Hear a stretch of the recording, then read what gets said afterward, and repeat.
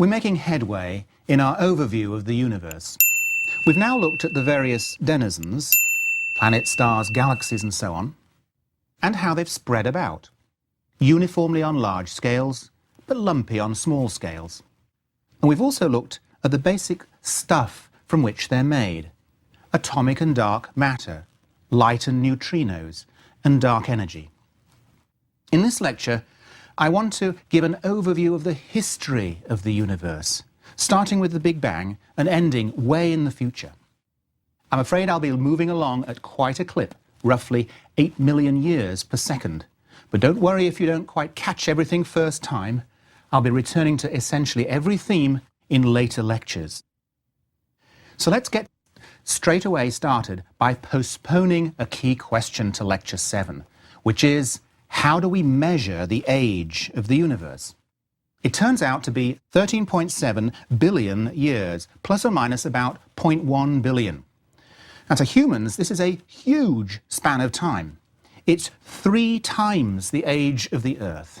It's 50,000 times older than Homo sapiens, and it's 1 million times older than all of recorded human history. It's difficult to conceive of such a span of time, but here's one approach that provides a human terrestrial perspective on cosmic history.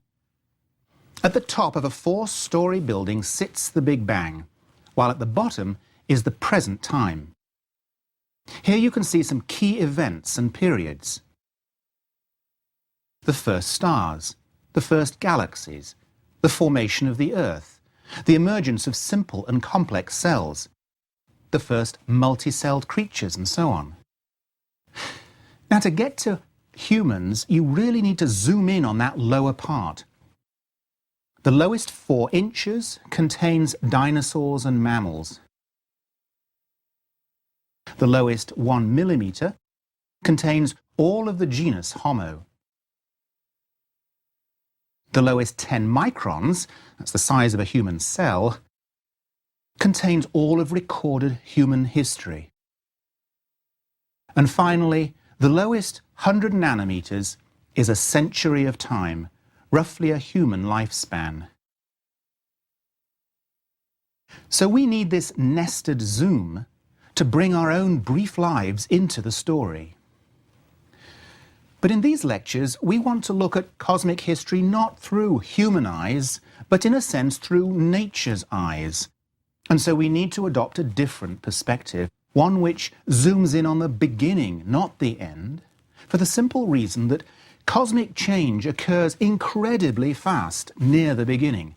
And after that, it slows down, so that by today, we live in an old, very slowly changing universe. So this diagram gives our new perspective by plotting time on an exponential axis, starting at the Big Bang. This bar represents a factor of 1,000 in time. We go from 1 million years to 1,000 years to 1 year, and continuing to a second, to 1,000th of a second, 1,000,000th of a second. And I've sort of broken the axis just before a microsecond and simply put the Big Bang at the end. Now, I've identified 10 important stages that we'll focus on. And if you can keep these 10 stages clear in your mind, it'll really help you follow the story as we encounter each of them in future lectures. Before we visit these 10 stages, I want to point out an important feature of cosmic change. Its pace starts out very frantic, but quickly slows down. The first 4 of our 10 stages occur in the first 10 minutes. The next 4 span 1 billion years.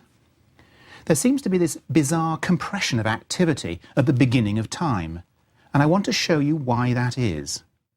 Actually, the reason is pretty simple. The universe begins its life exceedingly dense and hot, but as it expands, its density and temperature both drop, initially very quickly, but then more slowly. This graph shows how the temperature drops as the universe expands. Mathematically, temperature is proportional to 1 over the cosmic size. So if we go backwards, When the universe was 10 times smaller, it was 10 times hotter. 100 times smaller, 100 times hotter. So you can see that as we approach the Big Bang and size goes to zero, temperature must zoom off to infinity very rapidly. Now, just as you'd expect for any substance, as temperature changes, the nature of the substance also changes. For example, steam into water, into ice. And it's like that with the universe. Early on, as the temperature is dropping rapidly, lots of changes are occurring in rapid succession. But later, as the temperature drops more slowly, so the changes occur more slowly. So with that introduction, let's now briefly go through these 10 important stages in cosmic history. So right at the beginning, the Big Bang's expansion is launched by a mechanism called inflation. If you like, inflation is the bang of the Big Bang. Now, as we'll see in lectures 30 to 33, it's thought that inflation begins with a seed region of a very special kind of dense vacuum. Rather like a very dense version of modern-day dark energy. Now, when space itself weighs something and makes gravity, a rather strange thing happens.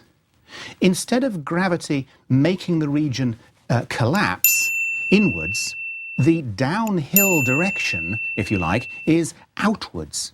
And so the region quite naturally falls outwards, expanding all by itself. Now, and since there is nothing to stop this expansion, it just keeps going, getting faster and faster exponentially. So we have a huge expanding region of dense vacuum.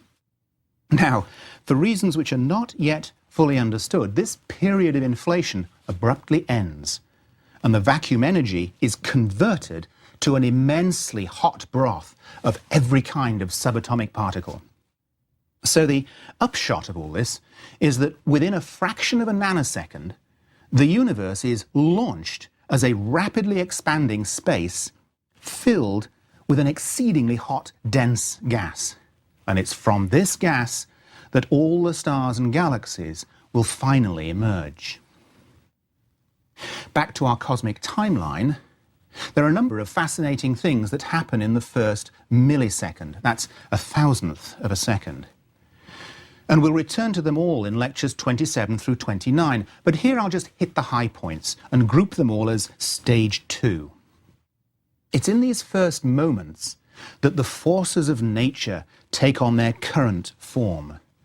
Now, these forces, strong, electromagnetism, weak, and gravity, affect everything we know. They bind protons into atomic nuclei and electrons to atoms. They drive nuclear and chemical reactions, and they hold planets and stars together. They are the agents of change and energy release in the universe. Now, unless you're familiar with modern particle physics, you may not realize that these 4 great forces of nature actually change their character in places of high temperature. Now, although these changes are imperceptible at millions or even billions of degrees, in the amazingly higher temperatures of the early universe, these forces were radically different. And in fact, at the earliest time, they were joined as a single force. So as this diagram shows, as the temperature dropped, the character of each force emerged separately. And so by about 1/10 of a nanosecond, as the temperature dropped below 1,000,000 billion, that's 10 to the 15 degrees, the final separation of the weak and electromagnetic force was complete. And from that moment onwards until today, those forces, which are so crucial to everything we know, have remained essentially unchanged. Now, in addition to the birth of the forces, these early moments also saw the birth of atomic matter, the stuff we're made from. Initially, the universe was filled with just quarks, photons, electrons, and neutrinos. It was way too hot for composite particles like protons. They were just bashed apart in the energy of all the collisions. But by about 10 microseconds, the temperature dropped sufficiently for quarks to remain bound together in groups of 3 to make protons, antiprotons, neutrons, and antineutrons. And if we adopt the sort of geological style naming convention, then as the quarks were converted into protons, the universe passed from what we call the quark era to the hadron era, where hadron is just a fancy term for protons and neutrons. Well, continuing on, at about 100 microseconds, the temperature dropped below another critical threshold when almost all the protons and neutrons were annihilated by antiprotons and antineutrons. Now, fortunately for us, not quite all the protons were destroyed. For reasons that are not yet understood, roughly 1 in every billion protons managed to survive. In a sense, you can date the birth of the protons and neutrons in the atoms of your body to this time, about 100 microseconds after the Big Bang. Okay, coming forward to a time of a few seconds, that's stage 3, the same thing happens to all the electrons and anti-electrons. There's a brief period of carnage when they almost all annihilate, but 1 in every billion electrons manages to survive, and these ultimately become the electrons we now find in the atoms that you and I are made of.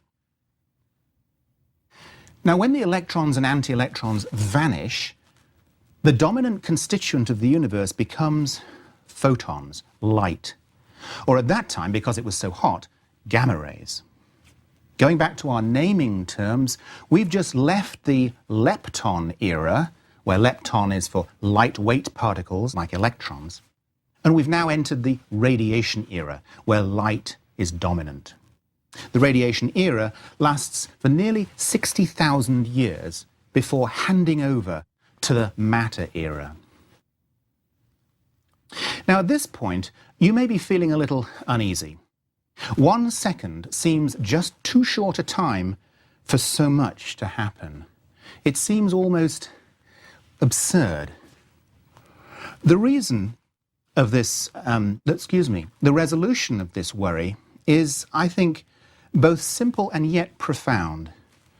It's difficult to think of things that happen in times much shorter than a second, for the simple reason that thinking itself, having a thought, takes about 1 second. But for a thought to occur, billions upon billions of things must happen. Let's return to our atom's eye view from last lecture, where we imagined atoms to be the size of marbles. So with that perspective, our brain is twice the size of the Earth, and neurons are thousands of miles long.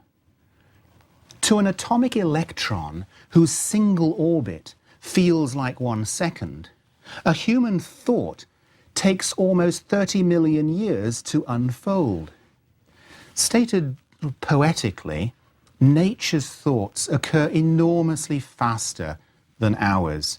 To nature, that first cosmic second feels like an eternity, and in it there's time enough for many eras to pass. So let's continue with our story of the young universe, coming to stage 4, when the universe is about a minute old. Now, at that time, the conditions everywhere were rather similar to the centres of present-day stars. And this immediately raises a very interesting possibility. As you may know, it is at the centres of stars that temperatures are high enough to drive nuclear reactions. The sun shines, for example, because in its core, hydrogen is being converted into helium. So could something similar happen in the young universe? And the answer is yes, it does. As we'll see in Lecture 25, between 1 and 3 minutes after the Big Bang, conditions were just right for hydrogen fusion. And during that brief time, the universe underwent a stunningly powerful burst of nuclear fusion that converted 1/4 of the cosmic hydrogen into helium. Now, when you do the calculations properly, it predicts a final product of 25% helium and 75% hydrogen. And amazingly, wherever you look in the universe, that is basically the composition you find. 25% helium and 75% hydrogen. This is a fabulous confirmation of our understanding of the 3-minute-old universe. Now, at this point, the pace really slows down. Not much happens for thousands upon thousands of years. The temperature steadily drops. After a year, it's down to 3 million degrees. After 10,000 years, it's down to 20,000 degrees. But this is still way too hot to form atoms, and so the gas is ionized. Just protons, photons, electrons, and helium nuclei zooming around, bashing into each other. As the universe expands, it also gets more dilute. For example, after about 10 years, the gas is then already thinner than the best man-made vacuums on Earth, about 100 billion times thinner than the air we breathe. Throughout this time, the primary quality of the universe is its enormous brightness. Photons of light outnumber protons and electrons 1 billion to 1. And it's not just that they're more numerous. If we divide their energy by c squared, the speed of light squared, we find that light actually weighs more than the matter. That's why this is called the radiation era. But remember from last lecture, as the universe expands, the density of radiation drops more rapidly than the density of matter. And so there comes a time around 60,000 years after the Big Bang when these two densities are equal. And from then on, matter's density is dominant, and we enter the matter era. Now, this transition from a universe dominated by radiation to a universe dominated by matter leads to a number of interesting things. But here, I'm going to use it to introduce the universe's expansion history, how the universe's size and expansion speed depend on time. So as the universe expands, the gravity of all the matter and radiation pull back, causing the expansion to slow down. This graph shows, up the y-axis, the speed at which any two parts in the universe separate from each other relative to their separation speed today. As the universe expands, we move to the right from the left, and as usual, both axes are exponential. So you can see that the expansion speed was much faster in the past, and for most of cosmic history, the expansion speed has been slowing down. You can also see how the rate of slowdown, the deceleration, changes as we pass from the radiation era to the matter era. The line is steeper in the radiation era. Later on, as we move into the dark energy era, look how the expansion speed stops slowing down and starts speeding up. That's the famous accelerating expansion caused by dark energy. Here's a more well-known diagram that plots the actual separation between 2 points, rather than the separation speed. Again, starting at the Big Bang on the left, but this time with simple linear, not exponential axes. It's a classic graph that we'll meet a number of times in the course, and I'm calling it S of t. You can think of it as how the size of the universe, S, depends on time, t. And we'll look at why it has just the shape that it does in lectures 11 and 12. Okay, back to our timeline. Between stages 5 at 60,000 years and 6 at 400,000 years is a particularly beautiful time in the universe, because the temperature drops from 10,000 degrees, which is blue hot, to about 3,000 degrees, which is red hot. So the color of the light in the universe slips slowly through a rainbow sequence, from blue to green to yellow to orange to red. It's a really quite wonderful spectacle, and we'll look at that in more detail in lecture 14. Stage 6, at 400,000 years, occurs when the universe cools past another critical temperature, 3,000 degrees. Below this temperature, electrons can finally remain attached to protons to make atoms of hydrogen. It also brings about a remarkable transformation. The universe changes from being foggy to being transparent. It takes about 80,000 years, but from then on till today, the universe is transparent, which is, of course, why we can see distant galaxies. Now, it turns out that we actually witness this transition as the microwave background. Remember from lecture 2, the diagram of the universe we witness. Looking out in any direction, we see back in time, through the transparency of space, out to, up to, but not into this fog. The inside wall of this giant sphere is a wall of bright, glowing fog.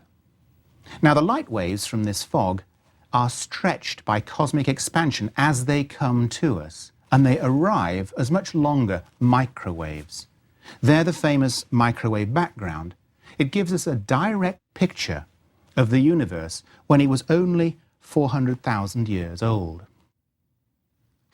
Now, one of the most important qualities of the microwave background can be seen in this famous all-sky image. It is slightly patchy. And this brings us to the very important topic of lumpiness or roughness in the universe. For reasons we'll get to in lecture 32, the seeds of cosmic lumpiness go right back to inflation, when tiny variations in the density were spread throughout the expanding universe. Since the universe is now extremely lumpy, galaxies here and there with gaps in between them, a key question is, how did the initial slight lumpiness begin to grow? Obviously, we'll look at this in later lectures, but basically, lumpiness in dark matter was able to grow from 60,000 years onwards. But because of its fogginess, the proton and electron gas was held back, and its lumpiness couldn't grow until after 400,000 years, until after the fog had cleared. Now, during that interval, the conditions were right for a delightful phenomenon. The universe was filled with sound waves. The combination of a brilliant light trapped by a foggy gas behaves just like a lightweight, high-pressure gas. And when this gas permeates a clumpy distribution of dark matter, it responds by falling into and bouncing out of the clumps of dark matter.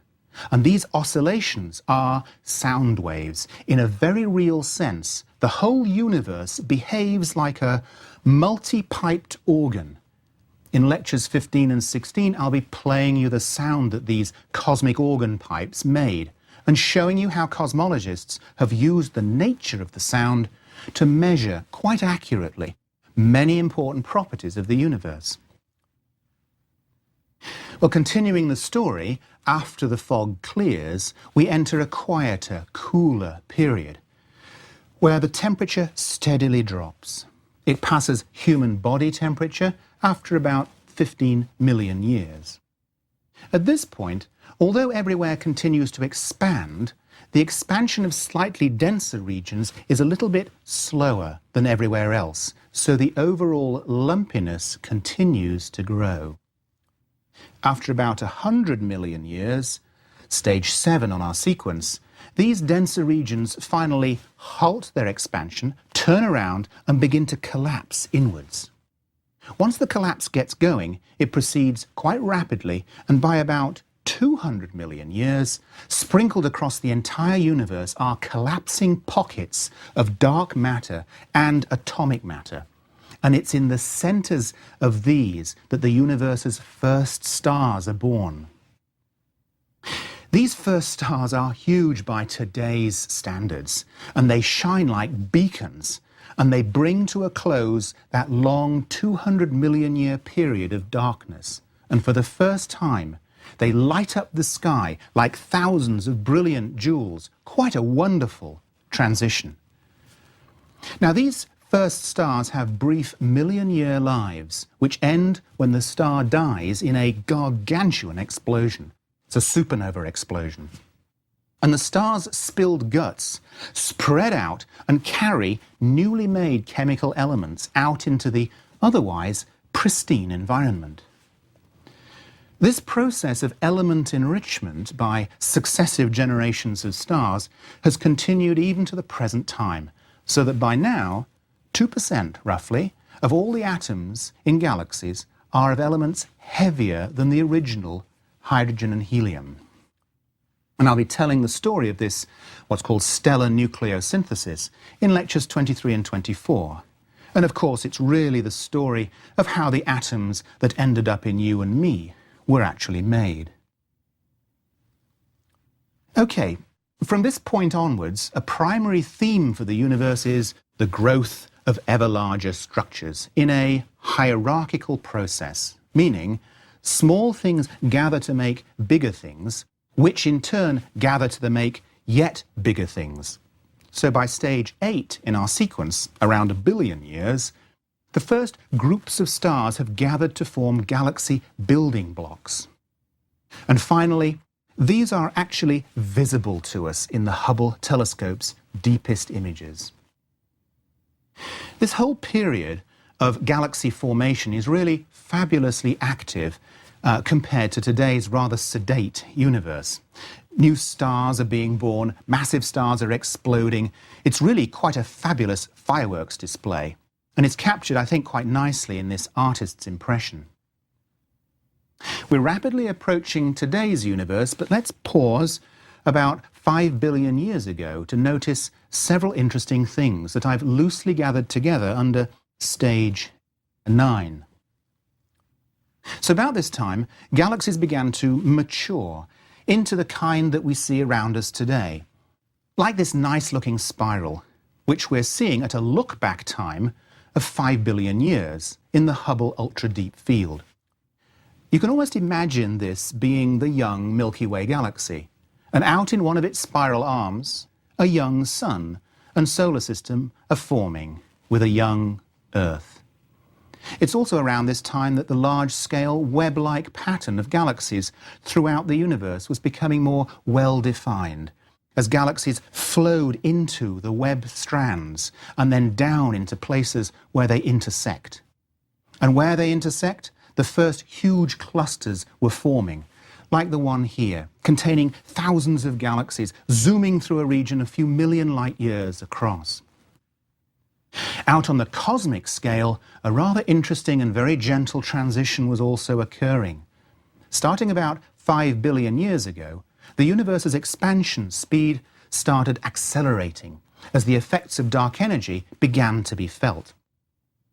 Now, by the present time, not too much has changed, but let's extend this graph into the future, say to the next 50 billion years. You can really see the effect of dark energy driving an exponential expansion, such that the separation between galaxies doubles roughly every 10 billion years. So as the billions of years will go by, we will live in an ever lonelier universe. Our own galaxy will merge with a few neighbouring galaxies to make a huge ball of stars, but otherwise all other galaxies will get further and further away from us.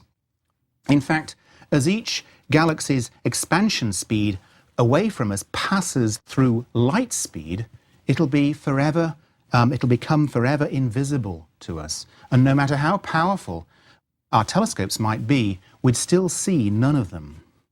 So 100 billion years from now, 100 billion years from now, our visible universe will contain only our galactic ball of stars. No Andromeda galaxy, no other visible galaxies, no visible microwave background.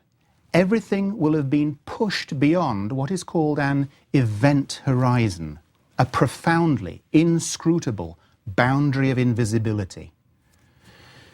Now, an optimistic way to look at this potentially depressing future is that we're lucky to be alive relatively early in the life of the universe, when there is a rich cosmic history still visible to us. I've mentioned already how 20 years ago much of what's in these lectures wasn't known. Amusingly, 100 billion years from now, very little of what's in these lectures will be known either. As I said in the first lecture, now is an ideal time, both culturally and cosmically, to learn cosmology.